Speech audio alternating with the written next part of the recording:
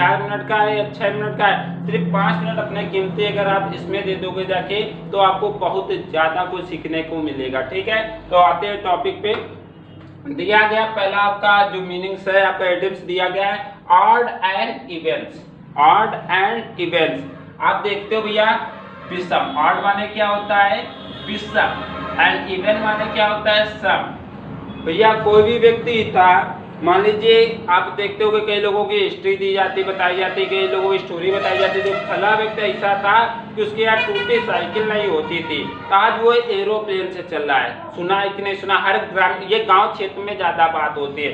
कहीं भी इस समय लॉकडाउन का समय है, कहीं फ्री होकर आप बैठिए तो कई लोग अपने पूर्वज की बातें, अपने पड़ोसियों की बातें बताना शुरू कर देते हैं कि आज बेचारे कल उसके पास कुछ नहीं था, आज देखो 4 व्हीलर से चल रहा है, आज ऐसी स्थिति की एरोप्लेन की यात्रा करने का मौका मिल रहा है। तो पहली स्थितियां उसकी विषम थी, आज कैसी स्थिति हो गई जाके? सम हो गई जाके। यानी पहले उसके पास साइकिल नहीं थी, आज ऐसी स्थिति उत्पन्न हो गई, आज वो 4 व्हीलर से चल रहा है। नहीं कहते ये सब किस्मत का काम होता है, ये किस्मत का काम होता है। तो ऑड एंड इवेंट, विषम से सम परिस्थितियों में आ जाना, ये क्या कहलाता है? किस्मत का खेल। तो ऑड एंड इवेंट्स का मतलब होता है गेम ऑफ चांस, यानी किस्मत का खेल।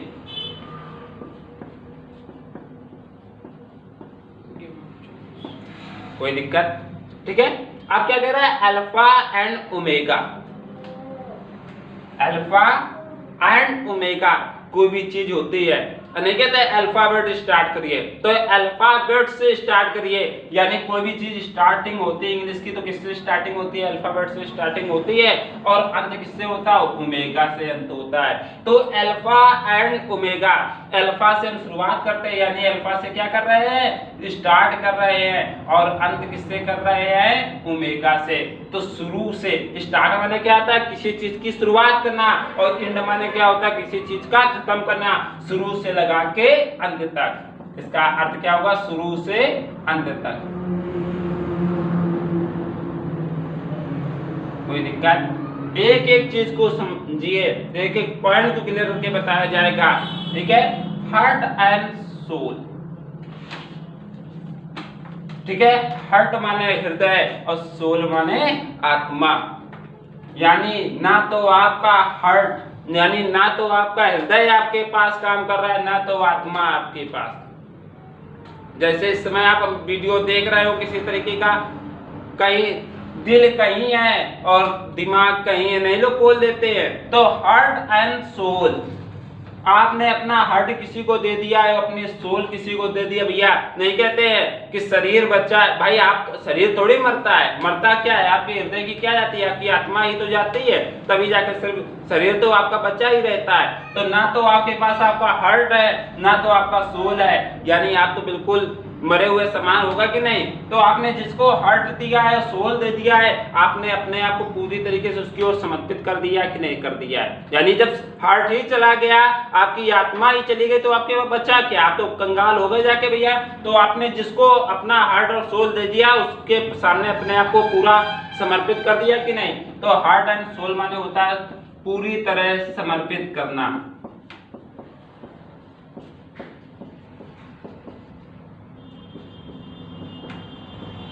ठीक है, कोई दिक्कत? हम इन सबको क्लियर हो रहा होगा।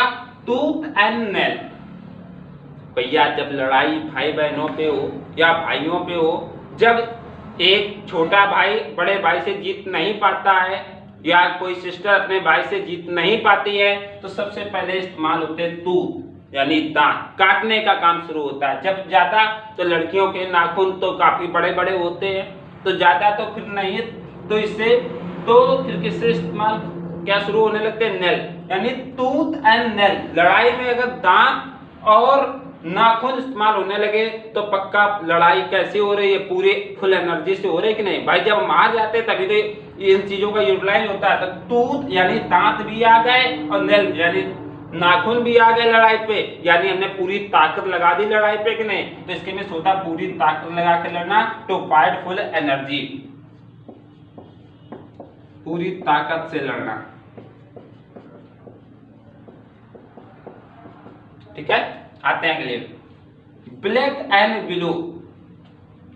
ठीक है, एक चिंटू नाम का लड़का था, वो बेचारा उसका कलर जो था वो ब्लैक था, दिखने में काला था। उसके पिताजी ने इतना मारा कि ब्लैक से कैसा हो गया ब्लू,